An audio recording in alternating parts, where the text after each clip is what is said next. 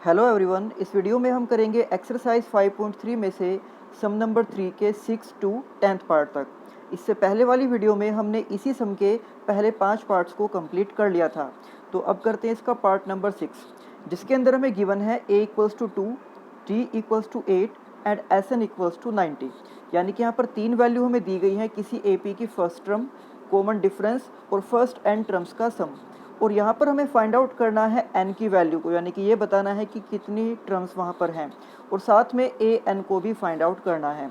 तो सबसे पहले हम यहाँ पर लिखेंगे a equals to 2, d equals to 8 and Sn equals to 90। इसके बाद हम Sn का फॉर्मूला अप्लाई करेंगे।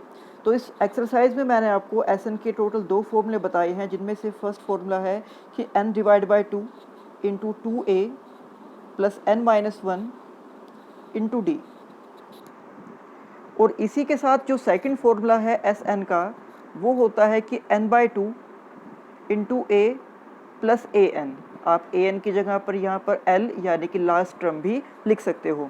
तो जैसे कि हमें ये पता है कि हमें स्टेटमेंट में d की वैल्यू दी गई है, d की वैल्यू है 8, और इन दोनों फॉर्मूले में जो सेकंड वाला फॉर्मूला है यानी कि ये वाला, इसमें d का यूज़ नहीं हो सकता।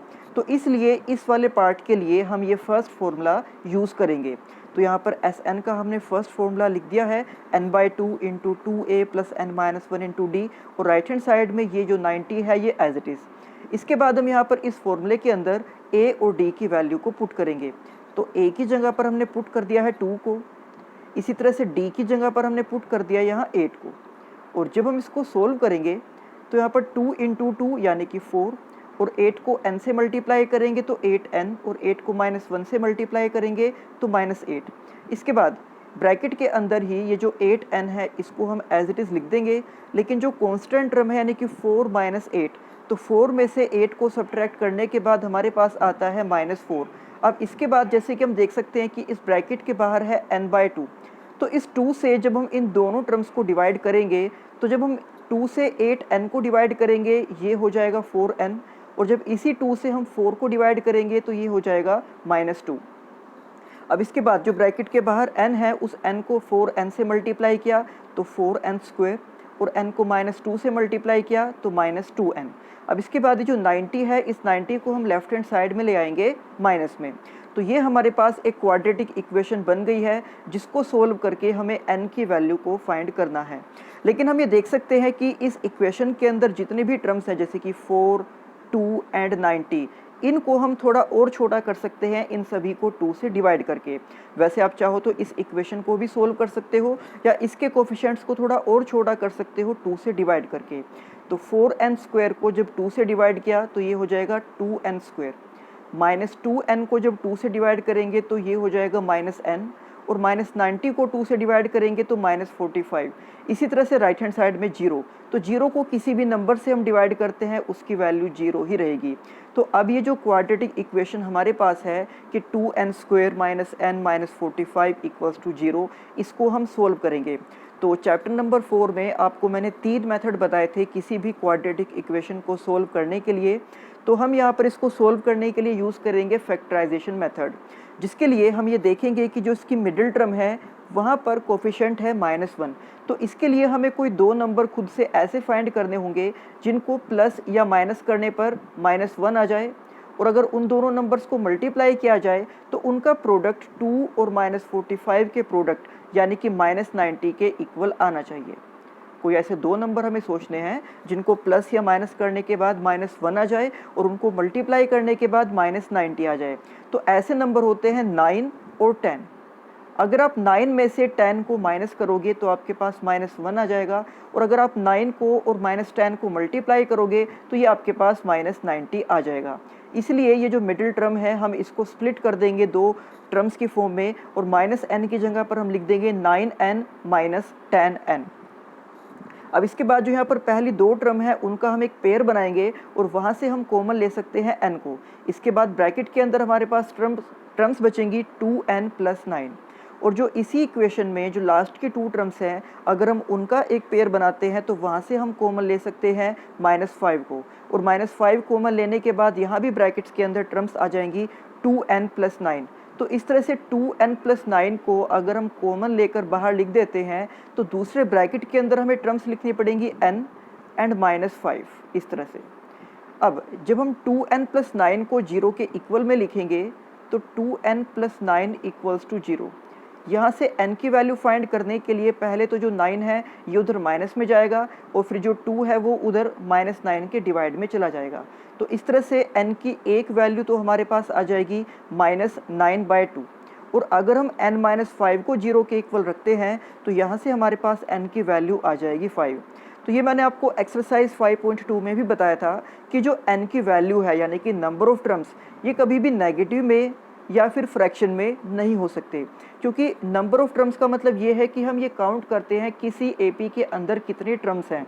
और जब भी हम कोई काउंटिंग करते हैं तो वो काउंटिंग हमेशा पॉजिटिव होती है और इंटीजर में होती है, वो नेगेटिव या फ्रैक्शन में हम उसको कंसिडर नहीं कर सकते। इसलिए यहाँ पर हम n की वैल्यू को लेंगे 5। तो हमें यहाँ पर इस सम में फाइंड करने के लिए कहा गया था एक तो n की वैल्यू जो अभी हमने फाइंड की है 5, और इसके बाद अब हमें फाइंड करना है an को। तो इसके लिए अब हम an का फॉर्मूला अप्लाई करेंगे a + n-1 × d। यहाँ पर हमने a की जगह 2 पुट किया, d की जगह पर 8 पुट किया, ये हमें स्टेटमेंट में ही गिवन थे। और n की वैल्यू जो अभी हमने फाइंड की है 5, वो हम यहाँ पर पुट कर देंगे। अब इसके बाद 5 - 1 यानी कि 4, और 4 को जब हम 8 से मल्टीप्लाई करेंगे तो ये हो जाएगा 32, एंड 32 में इस 2 को ऐड करने के बाद an की वैल्यू हमारे पास आ जाएगी 34। तो यानी कि इस पार्ट के दो आंसर हैं, n = 5 एंड an = 34। इसके बाद इसी सम का 7th पार्ट, यहाँ पर हमें गिवन है a = 8, an = 62 एंड sn = 210। तो हम सबसे पहले यहाँ पर लिखेंगे a = 8, an = 62 एंड sn = 210। अब यहाँ पर भी हमें sn का फॉर्मूला ओपन करना होगा, जैसे कि इससे पहले वाले पार्ट में मैंने आपको बताया है कि sn के दो फॉर्मूले होते हैं। तो पार्ट नंबर 6 में हमने फॉर्मूला यूज़ किया था sn का कि n/2 × 2a + n-1 × d। क्योंकि हमें वहाँ स्टेटमेंट में d की वैल्यू दी गई थी इसलिए वहाँ पर हमने ये फॉर्मूला यूज़ किया था। लेकिन अब जो हमारे पास स्टेटमेंट है उसके अंदर d की वैल्यू गिवन नहीं है, यहाँ पर वैल्यू गिवन है an की। तो इसलिए sn का जो सेकंड फॉर्मूला होता है कि n/2 × a + an। तो इस पार्ट में हम ये वाला फॉर्मूला यूज़ करेंगे और an की वैल्यू को और a की वैल्यू को इसमें हम पुट करके इस n को फाइंड आउट कर सकते हैं। तो इसलिए देखिए अब यहाँ पर हमने sn का सेकंड फॉर्मूला लिख दिया है। इसमें हम a की वैल्यू पुट करेंगे 8 और an की वैल्यू हम पुट करेंगे 62, और 62 को 8 के साथ ऐड करने के बाद हमारे पास आ जाएगा 70, और 2 से 70 को हम डिवाइड कर सकते हैं 35 पर। उसके बाद हम 35 को 210 के डिवाइड में लेकर आएंगे और 35 से 210 को डिवाइड किया जा सकता है 6 पर, यानी कि यहाँ पर जो n की वैल्यू है वो है 6। तो एक आंसर हमारे पास आ गया है। अभी हमें इसमें फाइंड करना है d को। तो d का यूज़ हम an के फॉर्मूले में भी करते हैं और जो sn का फर्स्ट फॉर्मूला है उसमें भी d का यूज़ होता है, यानी कि an से भी हम d को फाइंड कर सकते हैं और sn के फर्स्ट फॉर्मूले का यूज़ करके भी इस d को फाइंड किया जा सकता है। तो हम यहाँ पर यूज़ कर रहे हैं an को कि an = 62, जैसे कि हमें स्टेटमेंट में गिवन है। हम an का फॉर्मूला अप्लाई करेंगे a + n-1 × d। अब इसके बाद हमने यहाँ पर a की वैल्यू पुट की है 8, और जैसे कि अभी n हमने फाइंड किया था 6, तो उसको भी हमने पुट कर दिया है। अब ये जो 8 है ये राइट हैंड साइड में चला जाएगा माइनस में, और लेफ्ट हैंड साइड में 6 - 1 × d यानी कि 5d। अब राइट हैंड साइड में 62 में से 8 को सब्ट्रैक्ट करने के बाद हमारे पास आ गया 54, और जब 5 को हम 54 के डिवाइड में लेकर जाएंगे तो इस तरह से हमारे पास d की वैल्यू आ जाएगी 54/5। तो n की वैल्यू है 6 और d की वैल्यू है 54/5। इसके बाद पार्ट नंबर 8, यहाँ पर हमें गिवन है an = 4, d = 2 एंड sn = -14। तो सबसे पहले हम लिखेंगे d = 2, इसके बाद an = 4 एंड देन हम यहाँ पर an का फॉर्मूला अप्लाई करेंगे कि a + n-1 × d, और राइट हैंड साइड में यहाँ पर 4 है। तो जैसे कि हमें d की वैल्यू पता है तो इस d की जगह पर हमने यहाँ पुट कर दिया है 2 को। अब हम 2 को n से मल्टीप्लाई करेंगे तो 2n, और 2 को -1 से मल्टीप्लाई करेंगे तो -2। अब इसके बाद यहाँ पर a as it is, 2n भी एज इट इज़, और -2 को हम राइट हैंड साइड में ले गए हैं प्लस में, तो 4 + 2 6, और इसको हमने नाम दिया है इक्वेशन नंबर 1, जिसके अंदर दो वेरिएबल्स हैं, एक a और दूसरा n। और इसी के साथ जो हमें Sn गिवन था -14, तो उस Sn को हम यहाँ पर लिखेंगे -14 को। तो Sn के दो फॉर्मूले जो होते हैं, एक में यूज़ होता है d का, तो हमारे पास यहाँ पर d है, और दूसरे फॉर्मूले के अंदर यूज़ होता है an का, तो an भी यहाँ पर हमारे पास है। दैट मीन्स हम इस पार्ट में Sn का कोई भी एक फॉर्मूला यूज़ कर सकते हैं। तो हमने यहाँ पर सेकंड वाला फॉर्मूला लिख दिया है, क्योंकि इसके अंदर टर्म्स कम होती हैं, जो कि है n/2 × a + an, और राइट हैंड साइड में -14 एज इट इज़। अब यहाँ पर हम an की वैल्यू को पुट कर सकते हैं, जो कि हमें स्टेटमेंट में ही गिवन है, यानी कि 4।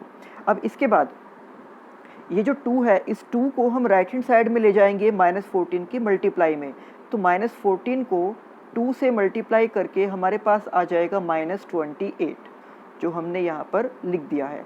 और लेफ्ट हैंड साइड में n × a यानी कि na, और n × 4 यानी कि 4n, और इसको हम नाम देते हैं इक्वेशन नंबर 2।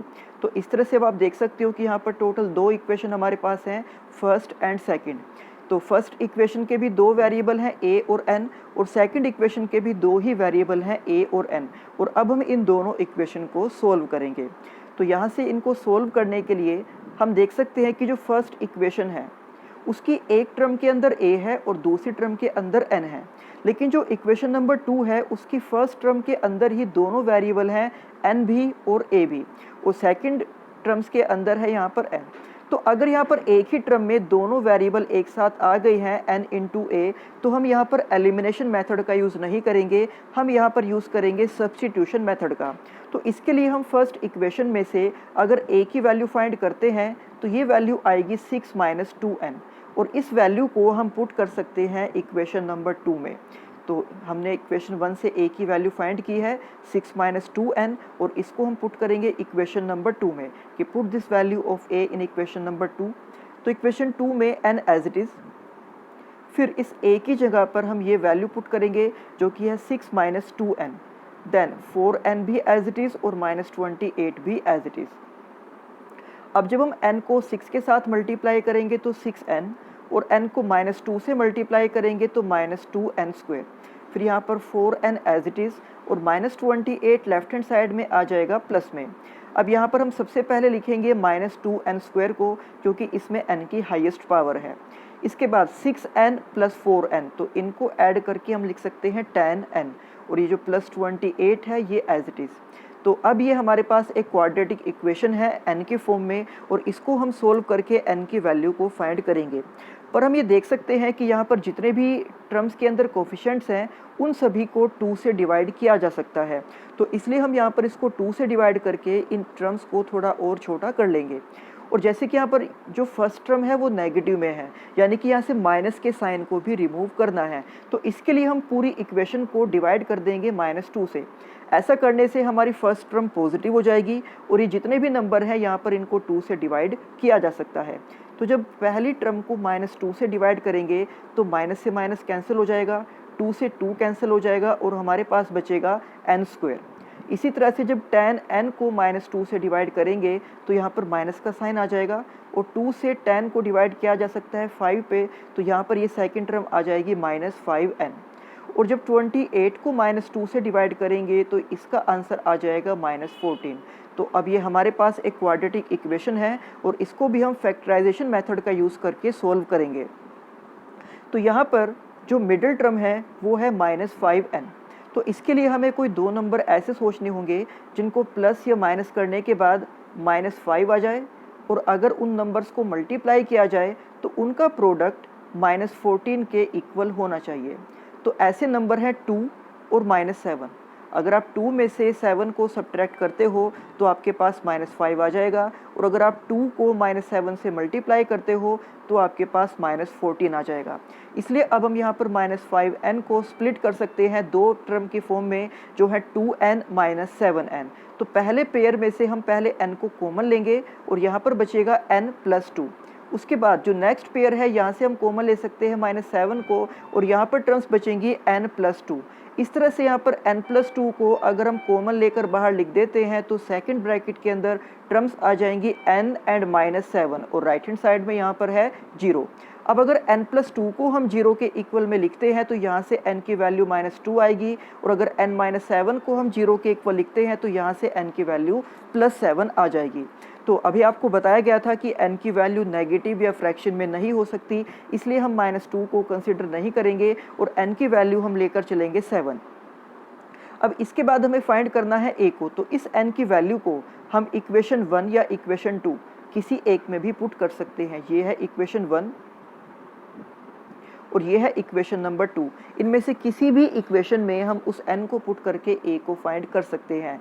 तो अगर हम n की वैल्यू पुट करते हैं इक्वेशन नंबर 1 में कि put value of n equation 1, तो यहाँ पर देख सकते हो कि n की जगह पर हमने 7 को पुट किया, उसके बाद 2 × 7 यानी कि 14, और 14 राइट हैंड साइड में आ जाएगा माइनस में, देन 6 - 14 इज़ -8। तो यहाँ पर हमारे दो आंसर हैं, n = 7 और a = -8। इसके बाद पार्ट नंबर 9, यहाँ पर गिवन है a = 3, n = 8 and s = 190। s का मतलब n यानी कि n टर्म्स का सम, और यहाँ पर n क्या है, n है यहाँ पर 8। तो इस तरह से हम ये कह सकते हैं कि ये हमें 8 टर्म्स का सम दिया गया है। तो इन सभी का यूज़ करके हमें फाइंड करना है कॉमन डिफरेंस यानी कि d को। तो सबसे पहले हम लिखेंगे a = 3, n = 8 एंड sn = 192। उसके बाद हम Sn का फर्स्ट फॉर्मूला यहाँ पर यूज़ करेंगे क्योंकि हमें वैल्यू फाइंड करनी है d की। तो n/2 × 2a + n-1 × d = 192। हम यहाँ पर n की जगह पर पुट करेंगे 8 को, और इसी के साथ a की जगह पर हम पुट करेंगे 3 को, और जब इसको सोल्व किया जाएगा तो 2 से 8 को डिवाइड कर सकते हैं 4 पर, 2 × 3 यानी कि 6 एंड 8 - 1 × d यानी कि 7d। अब अगर हम 4 को ब्रैकेट के अंदर मल्टीप्लाई करते हैं तो 4 × 6 यानी 24 एंड 4 × 7 यानी कि 28, और राइट हैंड साइड में यहाँ पर है 192। अब पहले ये 24 इधर माइनस में आ जाएगा, और 192 में से 24 को सब्ट्रैक्ट करने के बाद हमारे पास बचेंगी टर्म 168, और 28 को 168 के जब डिवाइड में हम लेकर जाएंगे तो यहाँ पर डिवाइड करने के बाद d की वैल्यू आ जाएगी 6। तो ये हमें यहाँ पर फाइंड करना था कॉमन डिफरेंस, जिसकी वैल्यू है 6। इसके बाद 10th पार्ट, तो यहाँ पर हमें गिवन है l = 28। ये मैंने आपको बताया था कि l का मतलब होता है लास्ट टर्म, जिसको हम an से भी रिप्रेजेंट कर सकते हैं। s यानी कि Sn = 144, और यहाँ पर हमें ये गिवन है देयर आर टोटल 9 टर्म्स, कि जो नंबर ऑफ टर्म्स है वो है 9। दैट मीन्स हम n की वैल्यू को यहाँ पर 9 पुट करेंगे, और इन सभी का यूज़ करके हमें फाइंड करना है फर्स्ट टर्म यानी कि a को।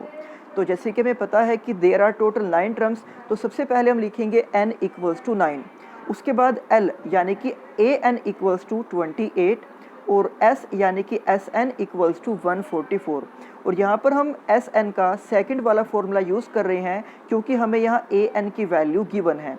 तो n/2 × a + an = 144। यहाँ पर हम n की जगह पुट करेंगे 9 को, और an की जगह पर हम पुट करेंगे 28 को। अब इसके बाद ये जो a + 28 है ये तो एज इट इज़ यहाँ पर लिख दिया है हमने, लेकिन 9/2 का रेसिप्रोकल करके हम राइट हैंड साइड में इसको ले जाएंगे, और 9/2 उधर जाकर बन जाएगा 2/9।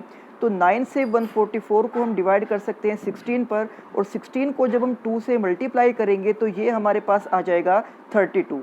अब 28 को हम राइट हैंड साइड में लेकर जाएंगे माइनस में, तो इस तरह से 32 - 28 की वैल्यू हमारे पास आ जाएगी 4। तो हमें यहाँ पर फर्स्ट टर्म को फाइंड करने के लिए कहा गया था, जिसकी वैल्यू हमारे पास है 4। तो इस तरह से हमने सम नंबर 3 को कंप्लीट कर लिया है। इसके पहले 5 पार्ट किए थे हमने पहले वाली वीडियो में, और 6 से 10 तक के जो 6 to 10 पार्ट जो हैं वो हमने इस वीडियो में किए हैं। तो अब इसी एक्सरसाइज के जो बाकी सम है वो हम करेंगे नेक्स्ट वीडियो में। तब तक आप इन सम्स की अच्छे से प्रैक्टिस करना। मिलते हैं आपसे नेक्स्ट वीडियो में। Thank you.